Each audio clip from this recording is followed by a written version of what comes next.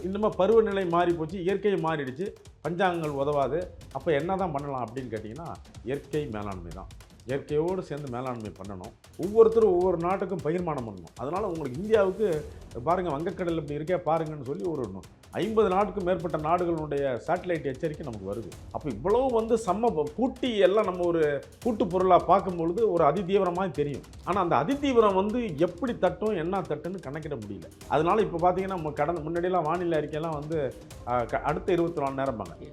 இப்போ அடுத்த 3 மணி நேரம் தான். 20 மணி நேரத்துக்கு சுத்தமாக சொன்னவங்க அவங்களால 24 நேரத்துக்கு சுத்தமாக சொல்ல முடியல. அதுக்கு தான் எங்களுக்கு அதுக்கு மேலே நாங்கள் தாங்க முடியாதுப்பா அப்படின்னு சொல்கிறது தான் இன்டெரக்டாக சொல்கிறாங்க. அப்படி இருந்தும் அது மிஸ் ஆகுது பார்க்குறோம் சார். அதான் தீவிர மாற்றம் சார், தீவிர மாற்றம். இப்படி தான் இப்படி வந்துகிட்டு இருக்கான்னு நினைப்போம், திடீர்னு அவன் ரிட்டர்ன் ஆயிடுவான். ஒரு குடிகாரம் பழப்பு மாதிரி தான் இப்போ இயற்கை மாற்றமும். எந்த பக்கம் போகுது, எந்த பக்கம் வருதுன்னு நம்ம கணக்கு பண்ண முடியாது.